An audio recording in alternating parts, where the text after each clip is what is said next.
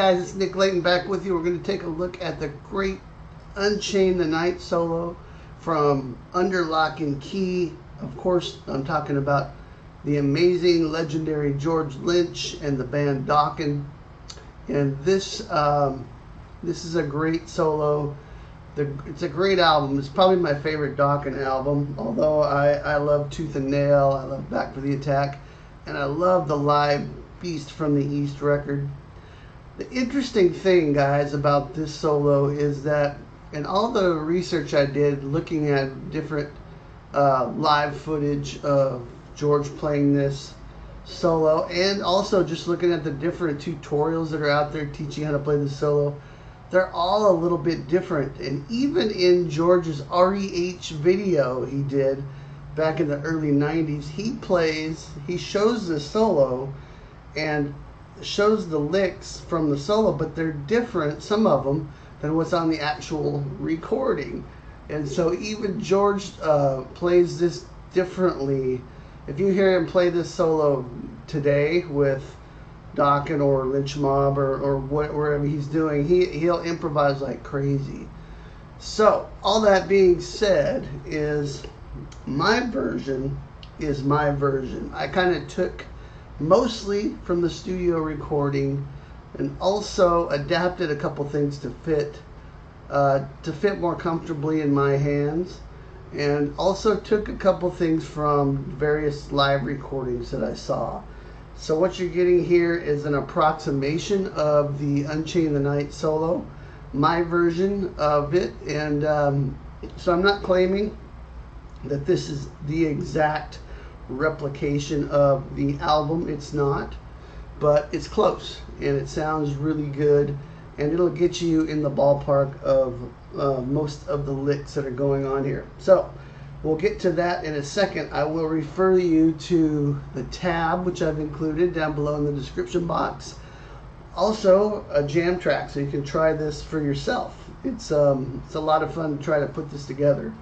So if you're like me and you're a fan of this but never tried learning the solo, this is a good opportunity to check this out. There's a few fast bits in here which could give you some trouble, and really the masterful thing about George's playing is the phrasing and the way he does stuff. And there's variations on that too, so we'll get into that in a second. Also, I want to point you to my free sweep picking course, Sweep Picking Boot Camp. Check that out. It's really going to help you improve your arpeggio chops. So Sweep Picking Boot Camp, my free gift to you. Check that out. All right, let's get started. I'm tuned to E flat for this, so here's my low E string.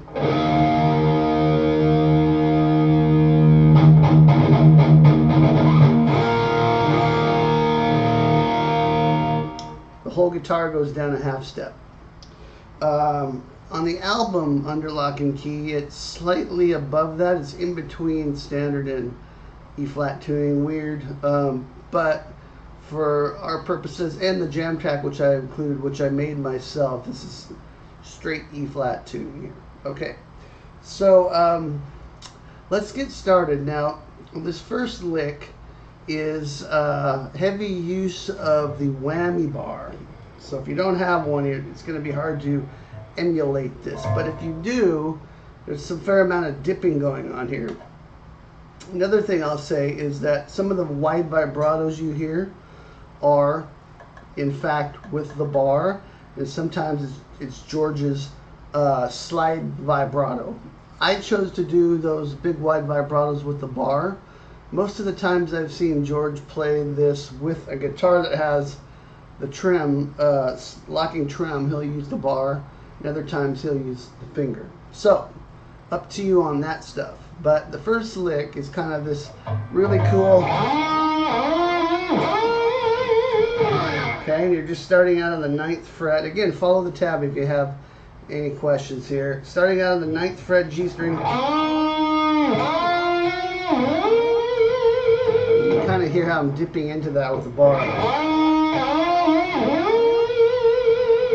Okay, so it's 9, 11, 12, and then up to 16. Then we're going to do a slide from 16 to 17 on the G. on the G. Then a quick hammer pull slide from 14 to 16 on the G to 12. So, and from here we're going to do this cool intervallic thing where it's 14 on the A, slide from 12 to 11 on the G, 12 on the A, slide from 11 to 9 on the G, 10 on the A, and then 9 on the G string, and I do a heavy vibrato there with the vibrato bar. Okay, so it's if we put all that together, we get this.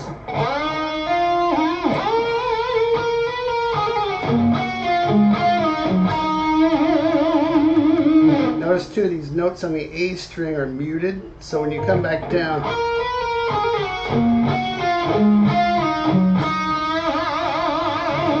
this is an example of where George might do the slide vibrato with his finger, but I'm using the bar instead.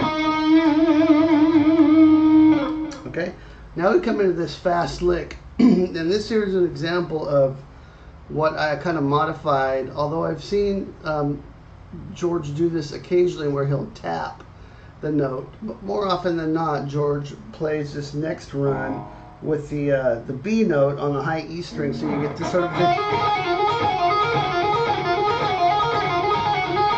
Really fast repeating lick, whereas I'm playing it like this.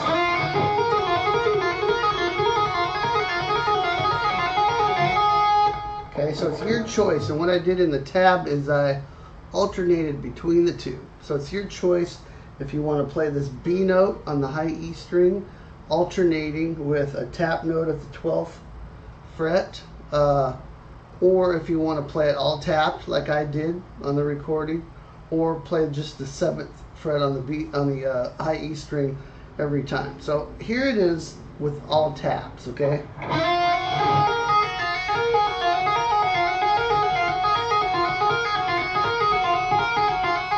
And here it is the other way.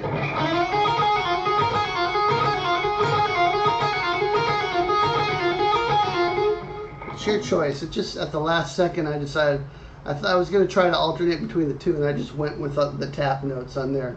So that's one little variation where it sounds very close to the album, but I think on the album George is actually playing that 7th fret on the high E string for the B note there. So there you go, both ways to do that. Now we're going to come out of that with this lick. We're going to apply a little bit of a mute to the note.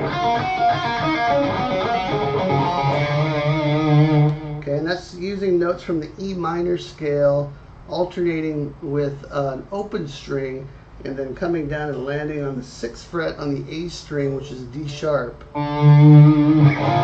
Just play it over that B chord, so it kind of emphasizes the major third of the B chord there. Okay, so kind of like E harmonic minor over the B chord. But the run is 7, alternated with open B string. So 7th fret B string, open. So after every note I fret, I'm going to play the open string on the same string that I'm playing the fretted note. So 7, 8, 7, 5. Okay, then we're going to go on the G string now. We're going to play 7, 5, and 4, alternating with the open string. Same thing on the D string.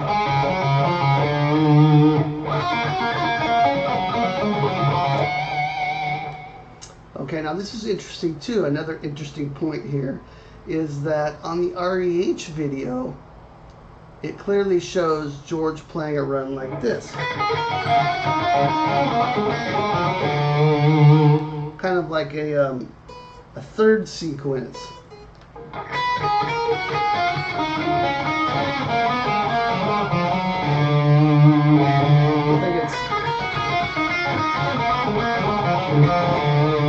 think it's something like that. But upon further inspection, there's quite a few variations going on, and that's not what he plays on the record. So I thought this was a cool way to approximate those notes think I've seen George do this with some open strings before. And to me, it's kind of like a Gary Moore type of run here where you're using the open strings. So, and it sounds really close to the original. It fits, it flows really nice from this. So.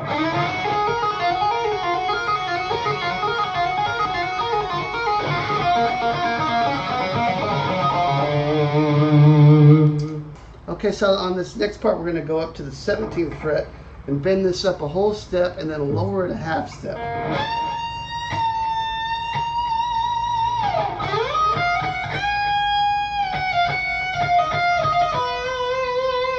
Okay, so on this first bend, we're bending up a whole step from 17 on the high E, releasing it a half step and picking it, and then returning it to a whole step bend.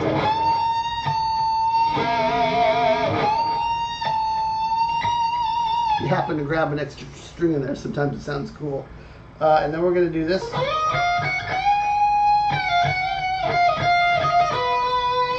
Okay, so here I'm just sliding up from 17 on the B string. I'm playing 14, 15 on the high E. Pull off from 15 to 14.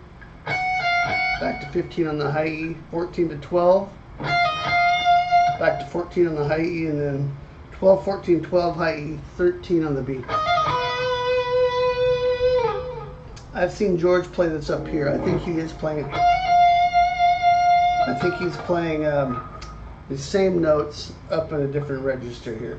But this is what seemed to work better for me.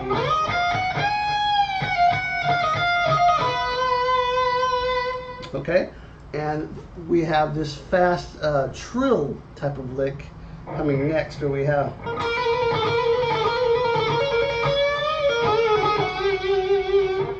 where it's 12, 13 is the trill on the B string, 15 on the G string. So we're including that flat 5 note from the blues scale.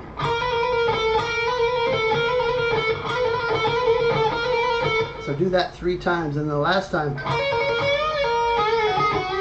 kind of a pentatonic trill between 12 and 15 on the B string. Bend up 15 a whole step, release, pull off to 12. Bend 14 up a whole step on the G string, release, pull off to 12. And then 14 and 12 again on the G string.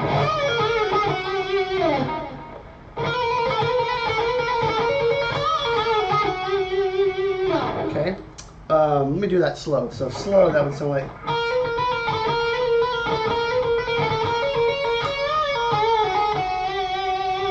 Now this last lick, to me, it sounds like an overdub, and George plays this different every time I've seen him play it live as well.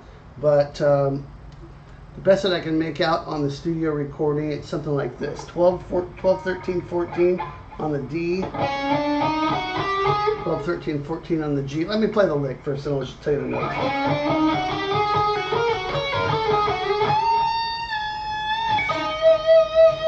Okay, so we have 12, 13, 14 on the D and G.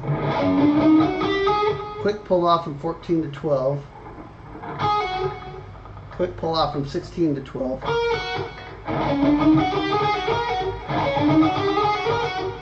And then 15, 12 pull off on the B.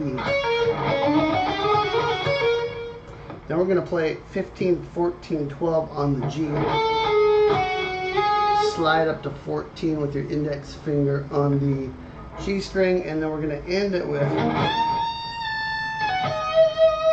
bend up 17 a whole step, lower it down a half step, pull off from 17 to 15 on the high E, and end on 17 on the B string. Okay?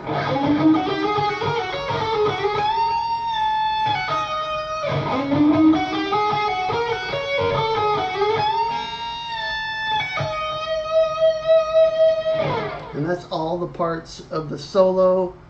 A bit of my own little influence in there, along with some things I've taken from live recordings. So my advice is to take what I've got here and try to play this over the jam track, and experiment around with different fingerings and ways to play these notes as far as where you're going to play them on the neck. If you'd rather play that up here, be my guest. Definitely worth exploring. All right, so this is a great solo by George Lynch. A lot of fun. Have fun with this one. Please hit subscribe and ring the bell so you get notifications every time I upload a cool solo or riffs lesson like this. I've got a lot more coming.